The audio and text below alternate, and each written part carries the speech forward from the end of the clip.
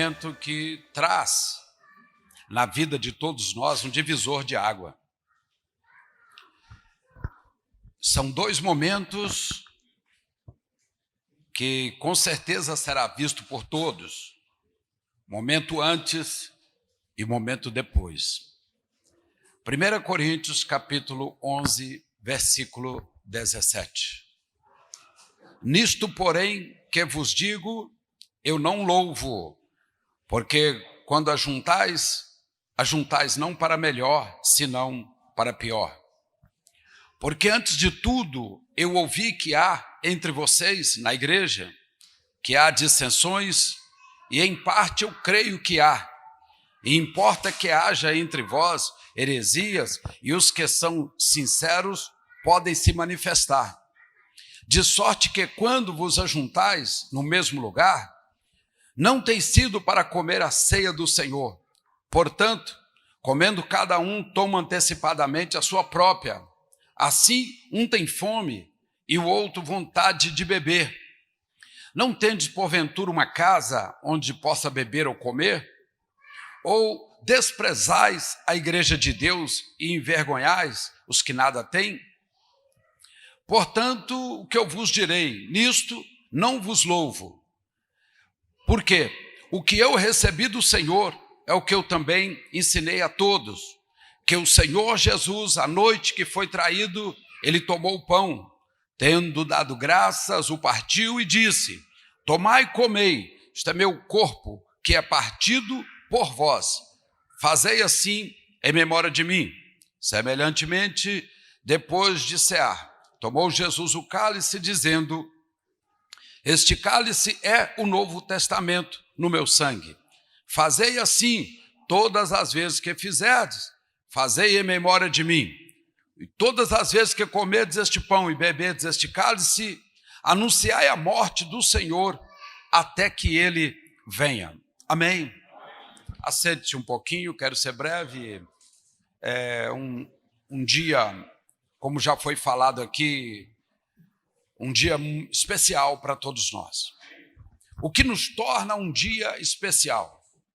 Será aquele dia que eu levanto com o pé direito e que tudo quanto eu fizer vai dar certo?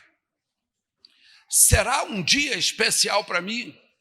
Um dia que eu encontro os meus amigos antigos, parentes, que eu passe o dia todo sem precisar se medicar, sem dor? Eu sei que não há padrão para um dia melhor, porque o que é para um, não é para outro.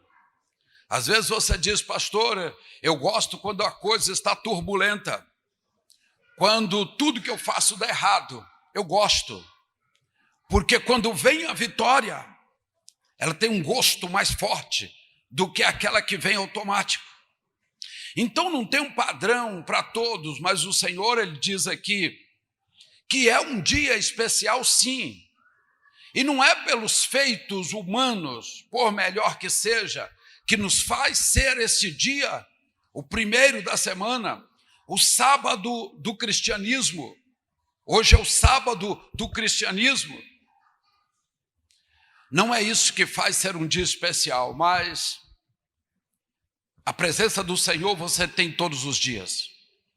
Porque desde o dia que você confessou Deus como Senhor e Jesus como seu Salvador, desde aquela confissão, o Espírito Santo veio morar dentro de você, nesta parte superior, ao lado da sua cabeça. E ele diz que quando ele entra, ele não sai mais.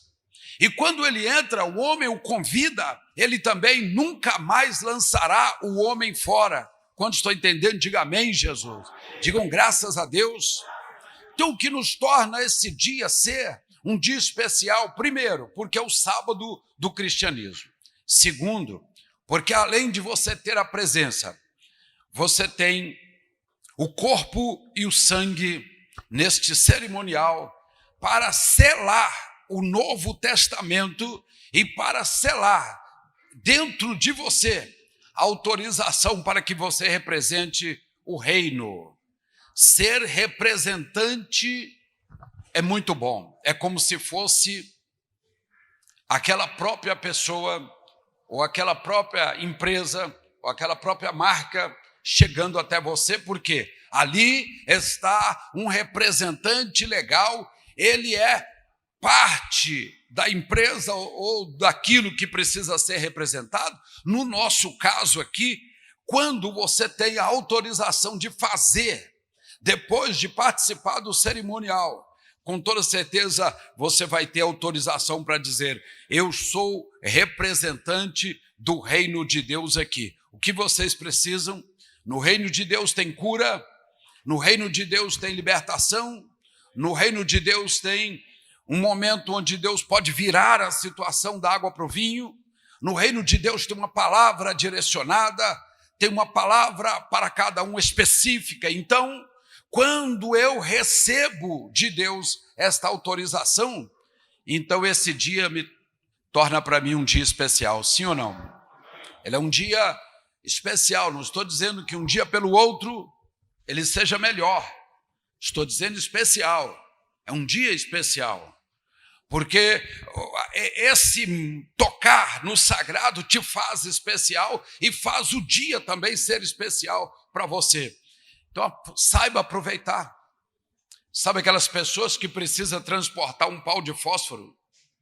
Um pauzinho de fósforo, que você põe na balança, não gera quase peso nenhum. Aí a pessoa contrata um bitrem, uma carreta de 22 metros, e coloca aquele pau de fósforo ali dentro daquela carreta, e diz: vou mandar para São Paulo esse pau de fósforo. Então você empreendeu um volume muito grande, um valor muito grande, ocupou espaço demais para poder transportar um pau de fósforo.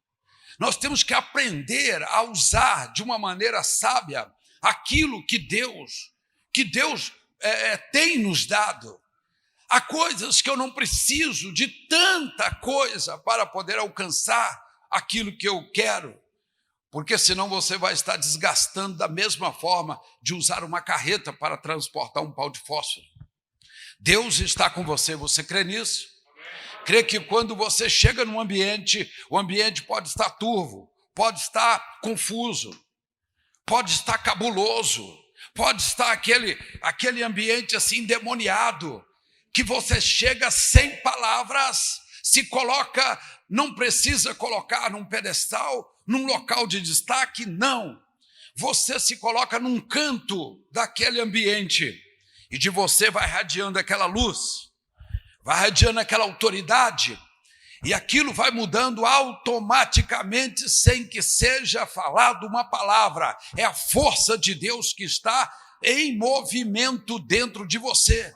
Porque eu disse, você tem o Espírito, desde que você confessou Deus como Senhor e Jesus como Salvador. Você tem o Espírito Santo aqui, bem alojado aqui, na parte superior, lateral da sua cabeça.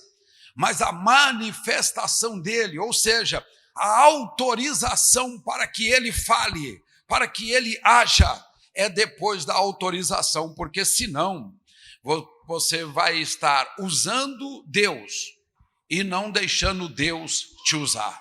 Todos dois funcionam.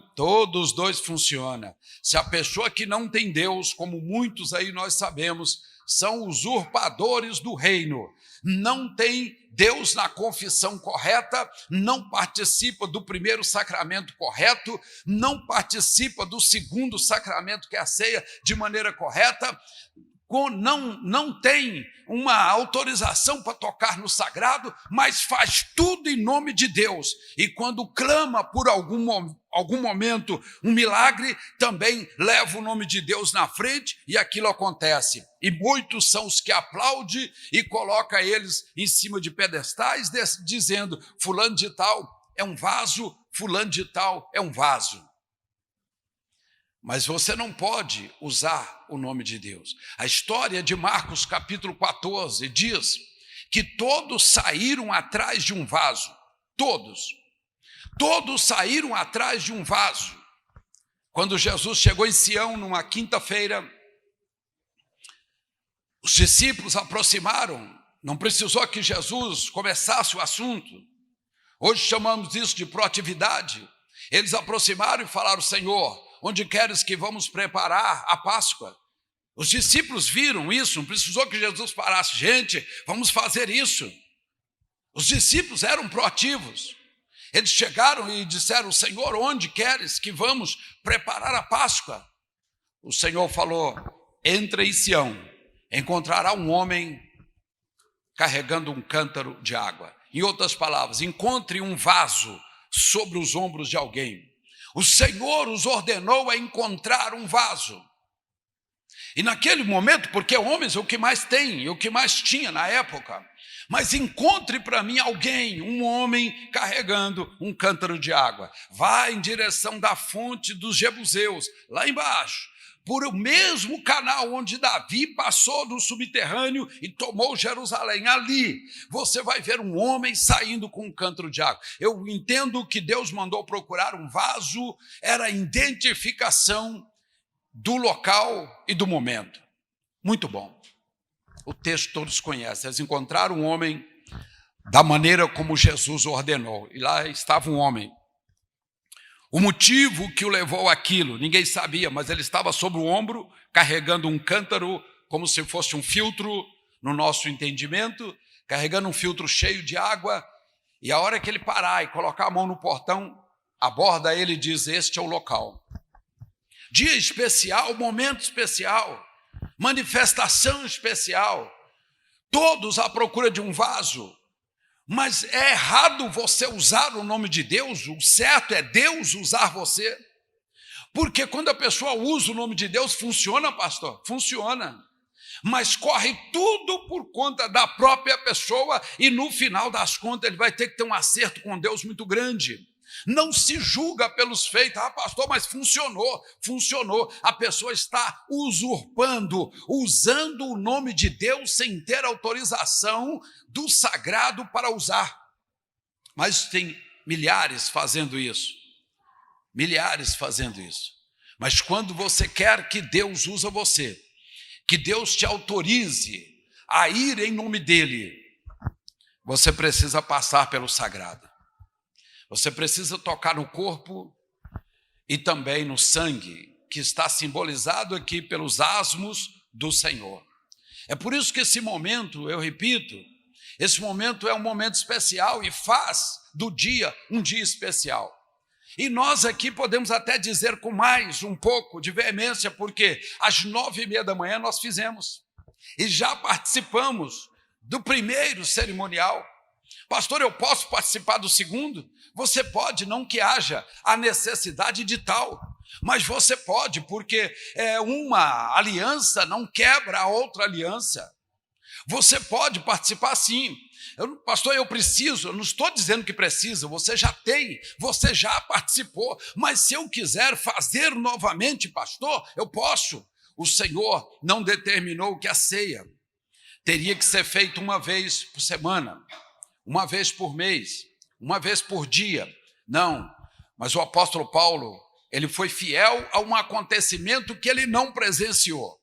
Eu falei de manhã aqui que é muito bom aquelas pessoas que podem ir naquelas casas antigas de roça, fogão de lenha, sentar próximo do fogão e começar a contar casos antigos, casos familiares, de amigos, casos que levam-se um momento triste, outros que põem você extrovertido e você conta tudo, e quando não tem mais caso nenhum, conta-se o caso dos pescadores, quando não tem mais caso. É muito bom você fazer lembrança, todas as vezes que você traz fatos à lembrança. Claro que nós vamos procurar os melhores, mas mesmo que sejam fatos dolorosos, ele é terapêutico para você, ele trata a sua mente, ele renova a ação dos neurônios. O Senhor sempre diz isso, e o povo de Israel, eles são mestres em fazer isso e não trocam muitos acontecimentos, não.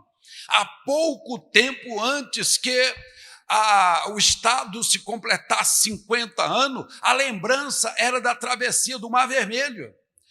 Mas o povo chegou frente ao Mar Vermelho e o mar se abriu, Deus abriu o mar para o povo passar. Este era o pensamento. Mas quando Israel se tornou nação e jubilou os 50 anos, aí agora já temos então um fato concreto, um fato reconhecido, 50 anos já teve, já jubilou, então agora o povo de Israel lembra, em 1948 nós tornamos nação, até 52 éramos nação, nos tornamos nação, já tem 50 anos, e eles lembram disso e buscam força e renovam os seus pensamentos.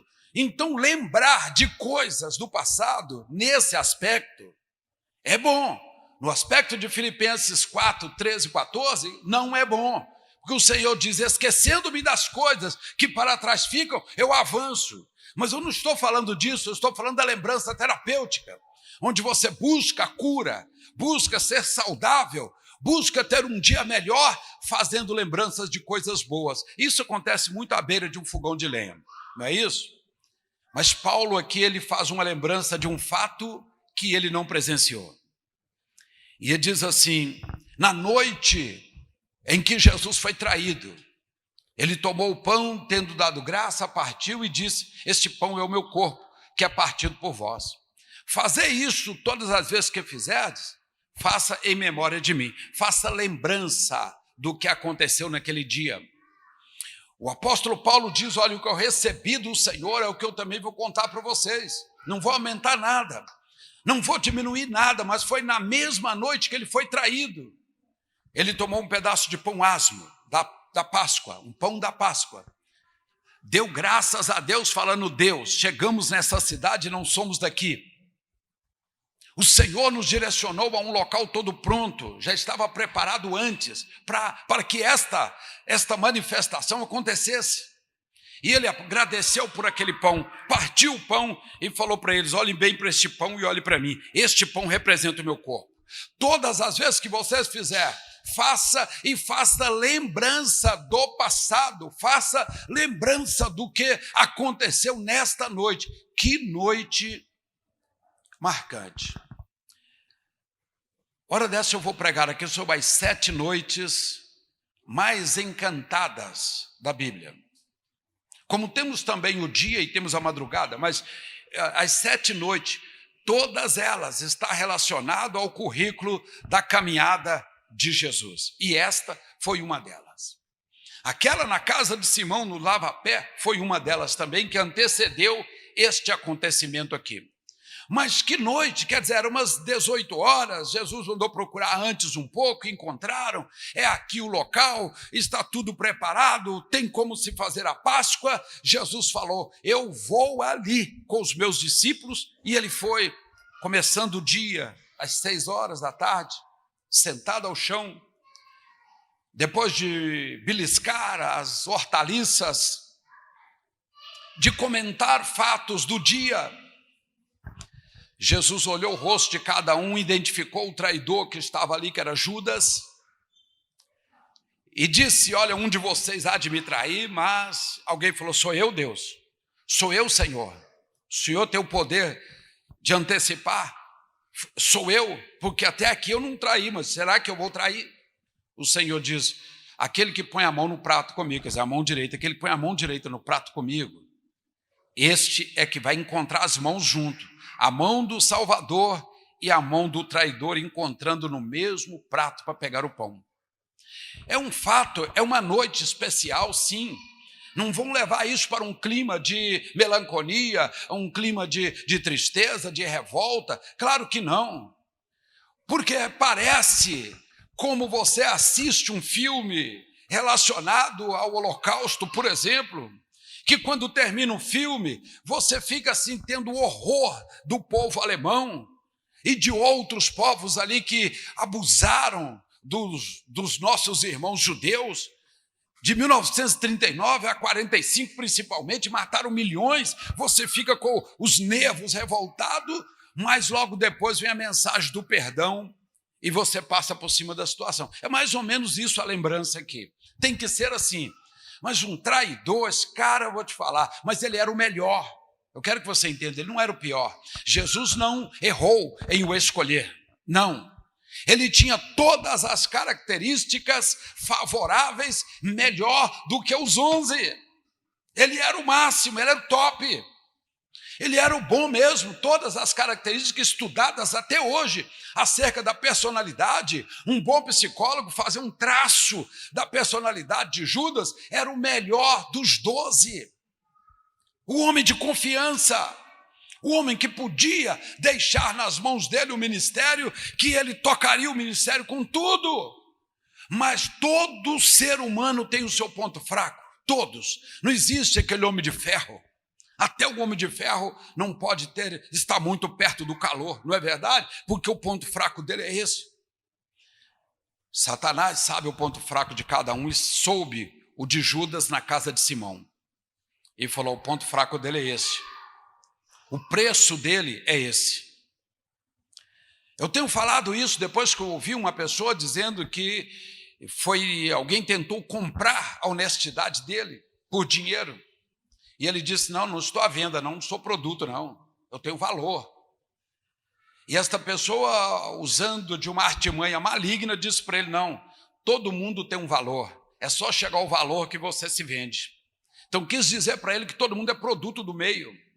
Que todos bebem da mesma água. E ele disse, não, eu não bebo, eu não me vendo. Ele disse, não, dá o seu preço que eu vou comprar você. Todos têm preço. Então, quando eu ouvi isso aí, eu fiquei triste, sabendo de que se tratava o assunto. Foi o que mais ou menos tentaram fazer. E Satanás viu que Judas colocou o preço dele à vista. Eu tenho um valor de X. Se pagar, eu viro o disco. Então, Satanás falou, o negócio dele é só colocar dinheiro na mão dele. Colocou dinheiro na mão dele, ele deixa de ser. Não existe isso no meio do cristianismo. A pessoa é boa, mas começou a melhorar a vida, ele começa a abandonar o sagrado, não é verdade? Ou ele começa a achar que ele é o tudo, aí não precisa nem mais de Deus, é como se ele fosse um Deus, ou ela fosse um Deus, não é isso que acontece muito no meio do cristianismo? Infelizmente, cristãos que são firmes somente na placa da igreja. Diga que aquela igreja acabar ou trocar o nome por algum motivo, desviou todos, porque ele é firmado só na placa. Ele não tem uma firmeza doutrinária, não conhece a sua raiz, sua essência. Então, todos têm um preço, depende de quem estamos falando. Judas deu o preço e Satanás falou, eu pago mais. Então, quando você cria essa revolta por causa de Judas, da cidade Quiriote, você tem que entrar com o perdão logo depois, porque Jesus não errou. Eu lembro de uma pessoa que sempre falava assim, um questionamento meio infantil, mas era um questionamento. Pastor, mas Deus não sabia que ele ia trair? Sabe aquela coisa assim? Mas ele não é Deus? E sendo Deus, ele não sabia o que ia acontecer lá na frente? Então Deus já sabia que seria ele. Deus não sabia no sentido, Jesus, ele escolheu pela qualidade, sim, pela fidelidade, pela formação dele, pela criação familiar, sim. Mas ele disse assim, o Filho do Homem vai, e ai daquele por intermédio de quem o Filho do Homem é traído. Melhor para tal homem não haver nascido. Em outra palavra, ele disse, seria melhor que ele amarrasse uma pedra de moinho no pescoço e se lançasse nas águas. Olha o que ele diz. Mas ele não diz, eu sabia que seria da família ou da cidade X, não. Porque nós estamos aqui hoje e não sabemos o que será de nós amanhã. E se Deus sabe que amanhã nós iremos trair ele, mesmo assim nós pedimos a bênção e recebemos a bênção. Então não temos o direito de condenar o Judas. Porque você pede. Se você é uma pessoa que nunca vai pedir uma bênção para Deus, tudo bem, você pode apontar o dedo para o Judas.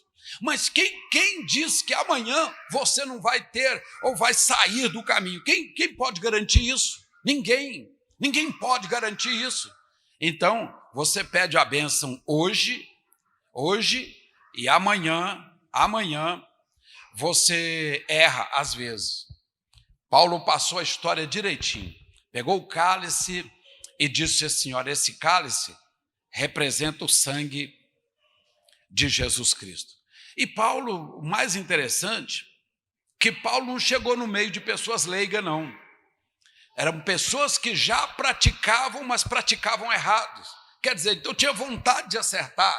Estavam cada um levando o seu pão, levando sua carne, levando sua garrafa de bebida, e chegavam ali, juntavam todo mundo junto, cada um num cantinho, um bebia até ficar vomitando, que a história conta isso, que eles colocavam o dedo na boca para esvaziar, para colocar mais comida e mais bebida. Já estavam assim naquela situação de quase porco, sabe como é que é? E querendo tocar no sagrado. Paulo falou, não, para com isso, para com isso. Aqueles que querem, eu vou ensinar para vocês o que eu recebi do Senhor por revelação.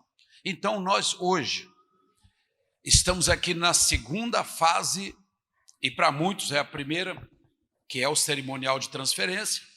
Faça desse dia um dia especial, só que esse dia não é um dia de um dia, é um dia de 30 dias, tá bom? Esse dia não é um dia que termina agora, à meia-noite, mas ele termina lá no final de novembro, porque será um dia para você. Esta autorização vale para você por 30 dias. Então não é um dia só, pastor, meu domingo foi maravilhoso, amanhã é dia dos mortos, eu pego uma flor e vou colocar na sepultura. É isso? É isso que, então, o Senhor diz, Ele vai te autorizar por 30 dias para você representar o reino dEle onde quer que você chegar. Mas Deus é Deus de vivo e não de mortos. Amém? Deus é Deus de vivos e não de mortos. Neste momento, o asmo do Senhor está aqui. Nós vamos contar com... Faça uma cobertura, direciona a cobertura aqui. Deus, nós levantamos este pão e consagramos ao Senhor, dando graças e glorificando ao Teu nome.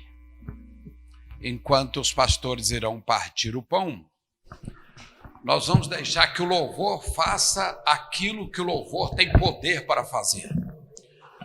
O louvor tem o poder quando ele é administrado diretamente, ele é capaz de fazer e quebrar resistência. Glória a Deus.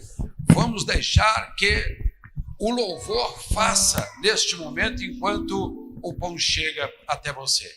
Se você lembrar, fale com Deus, Senhor, eu me vendi, eu acabei tropeçando no caminho, eu vi a pedra, mas não pulei, podia ter pulado. Senhor, o mês passado eu não consegui cumprir os 30 dias com o Senhor, mas eu vou me lançar novamente e Deus vai confiar em você. Viva o Senhor! Viva! Amém. Vamos louvar a Deus com o hino 301 da harpa cristã.